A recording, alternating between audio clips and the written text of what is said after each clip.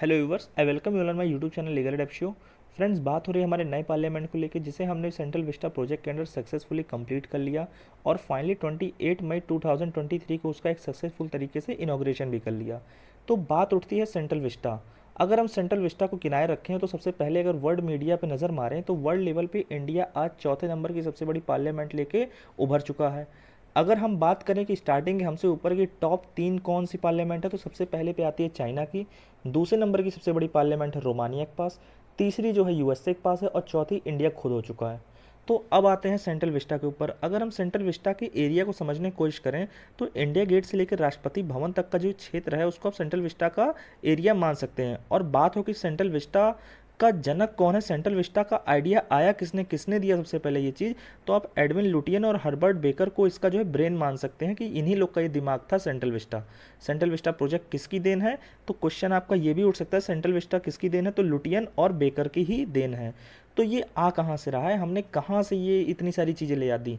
तो बात आती है मुगल टाइम पीरियड की। मुगल टाइम पीरियड पे हमारी कैपिटल हुआ करती थी जब कलकत्ता।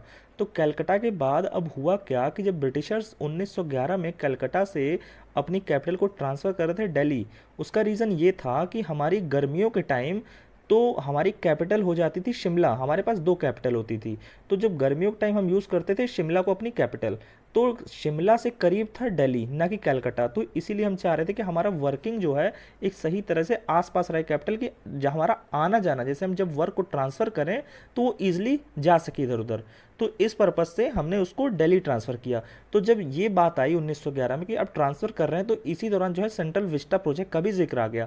तो सेंट्रल विस्टा के दौरान अब होना था निर्माण वहाँ पे। तो उस निर्माण के अंतर्गत हमने वॉइसरॉय हाउस को डेवलप किया, जिसे हम राष्ट्रपति भवन कह रहे हैं। हमने किंग्सवे डेवलप किया, जिसे हम राजपथ कह रहे हैं। हमने वॉर मेमोरियल डेवलप किया, जिसे हम इंडिया गेट कह रहे हैं आज के टाइम का। साथ ही हमारी पार्लियामेंट को डेवलप होने में टोटल 6 साल का टाइम पीरियड लगा, 1921 से लेकर 1927 तक, जिसके मास्टरमाइंड रहे हैं लुटियन, एडविन लुटियन और हर्बर्ट बेकर। ये दोनों लोग मिलकर पूरे सेंट्रल विस्टा प्रोजेक्ट के ब्रेन रहे, इन्होंने दिमाग दिया। अब बात आ रही है कि शेप की, जो हमारे पार्लियामेंट का शेप किसने दिया था, किसने तैयार किया था, वो थे एडविन लुटियन। क्यों? क्योंकि वो पक्ष में थे सर्कुलर शेप के, और जो हर्बर्ट बेकर थे वो चाह रहे थे कि इस पार्लियामेंट के ऊपर एक गुंबद टाइप का शेप भी दिया जाए। तो उन्होंने इस चीज़ को मना कर दिया, वो सर्कुलर शेप ही रहने दिए। तो बाद में उसी को एक्सेप्ट भी कर लिया जाता है। उसके बाद अगर हम बात करें तो हमारी पार्लियामेंट के अंडर टोटल जो है 12 द्वार होते थे, एक सेंट्रल हॉल होता था। सेंट्रल हॉल को अगर हम समझें तो हमारी जो कॉन्स्टिट्यूशन मेकिंग जो हुई है पूरा 1946 से लेकर 1949 तक का जो टाइम चला है, वहाँ पे हमारा कॉन्स्टिट्यूशन बना है।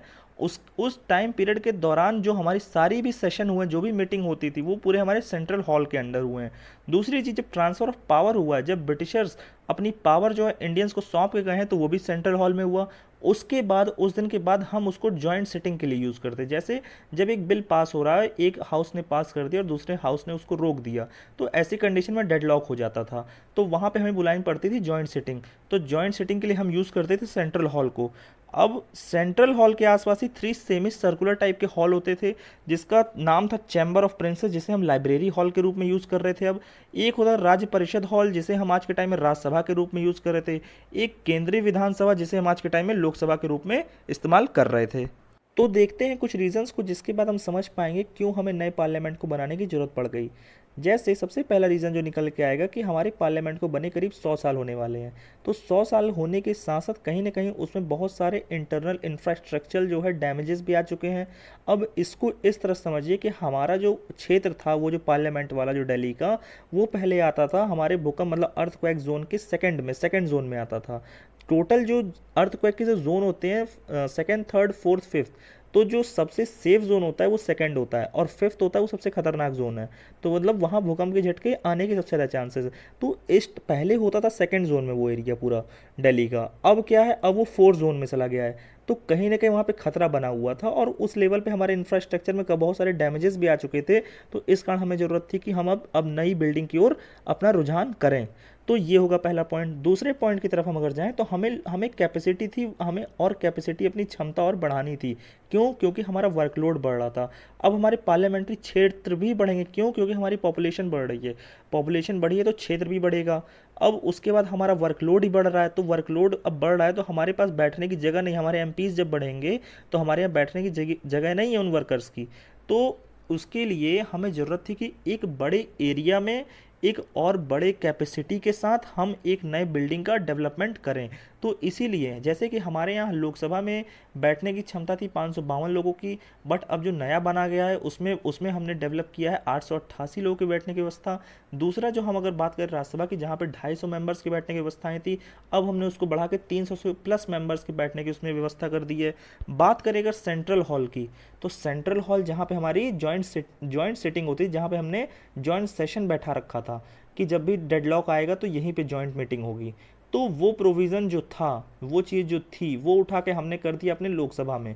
कहने का मतलब वहाँ पे जो जॉइंट सिटिंग जब होती थी तो वहाँ पे कैपेसिटी थी बस 436 लोग की, कि जब भी डेडलॉक आएगा एक सेशन बुलाया जाएगा, वहाँ पे मीटिंग होगी जॉइंट सिटिंग, वहाँ पे सिर्फ 436 की कैपेसिटी थी, अराउंड मान लीजिए 450 के। तो उसमें इतनी ज़्यादा कैपेसिटी न होने के कारण हमें ज़रूरत है कि और मेंबर्स वहाँ बैठ सकें, तो इसलिए व्यवस्था हमने कर दी आज के अपने नए पार्लियामेंट के लोकसभा के अंदर ही। तो ये सारी चीज़ें रहेंगी।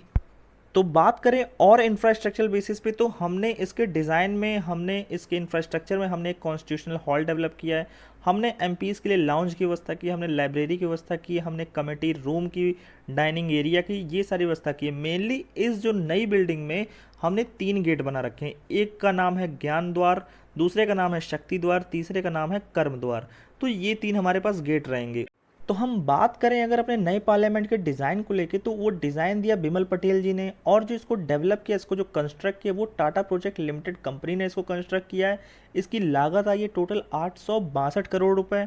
ये सब चीज़ों के साथ साथ हमने जो स्पेस प्रोवाइड किया अपनी पार्लियामेंट को, वो काफ़ी ज़्यादा है। दूसरी चीज़, स्पेस के साथ हमें ज़रूरत थी कि एक टेक्नोलॉजी का जो स्वरूप हो इस अपने पार्लियामेंट में, ये बहुत बेहतर हो, जो पुरानी पार्लियामेंट में हमें देखने को नहीं मिलता। जैसे हमने यहाँ पे व्यवस्था की, हर क्षेत्र से आने वाले एमपी को लैंग्वेज को लेके, उसकी जो भी लैंग्वेज हो, जो हमारे कॉन्स्टिट्यूशन में 22 लैंग्वेजेस का जो जिक्र है, वो सारी 22 लैंग्वेजेस की हमने व्यवस्था की कि अगर कोई भी एमपी अपनी भाषा में बोले, वो कोई भी दूसरा एमपी उसको अपनी लैंग्वेज में समझ सकता है। हमने ये व्यवस्था कर दी वहाँ पे।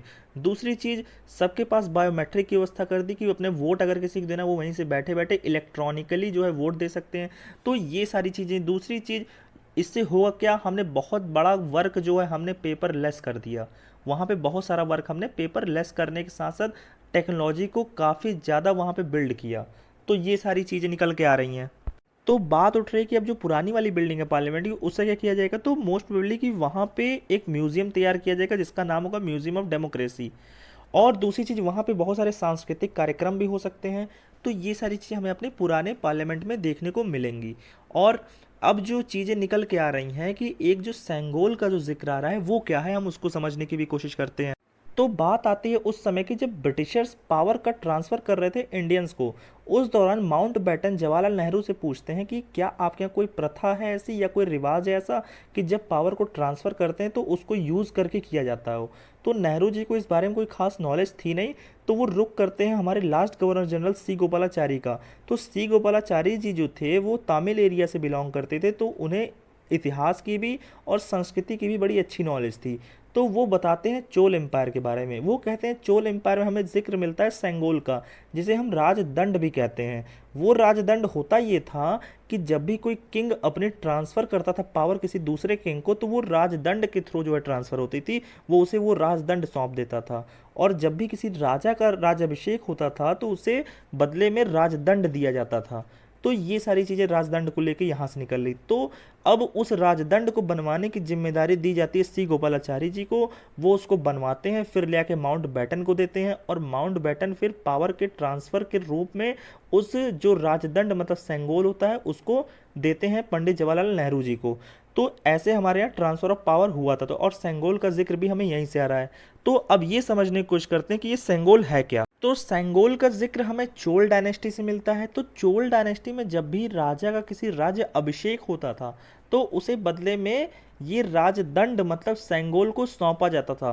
सेंगोल करीब एक छड़ जैसा, एक डंडे जैसे आकृति में होता था, जिसके टॉप पे नंदी की मूर्ति होती थी, और नंदी की मूर्ति ही प्रतीक होती थी सच्चाई का। उसकी मतलब था कि शक्ति, उसका मतलब था कि सॉवरेनिटी। तो कहने का मतलब जो पूरा का पूरा राजदंड था, तो वहाँ पे वो शक्ति का प्रतीक था, वो सॉवरेनिटी का प्रतीक था, वो आपकी वैधता का प्रतीक था कि आप किंग हैं इस टाइम। दूसरी चीज़, जब भी कोई राजा अपनी पावर को ट्रांसफ़र कर रहा है, जैसे वो जा रहा है और अपने आप बेटे को ट्रांसफ़र कर रहा है, तो वो राजदंड के माध्यम से उसे ट्रांसफ़र करता था। दूसरी चीज़, अगली चीज़ जो निकल के आ रही है, जो चोल एम्पायर में जो संस्कृति का संरक्षण हो रहा था, वो भी कहीं न कहीं इन्हीं किंग्स के हाथ में था। तो इसीलिए इस राजदंड को कहीं न कहीं संस्कृति संरक्षण का भी प्रतीक माना जाता है और तमाम कलाओं का संगम भी सेंगोल को माना जा रहा है। तो ये सारी सेंगोल को लेके जानकारी रहेगी। तो ओवरऑल जो चीज़ें निकल के आ रही वो इतनी ही रहेंगी इससे जुड़ी, और बाकी की इन्फॉर्मेशन के लिए आप चैनल के साथ जुड़े रहें। And thank you for watching the video.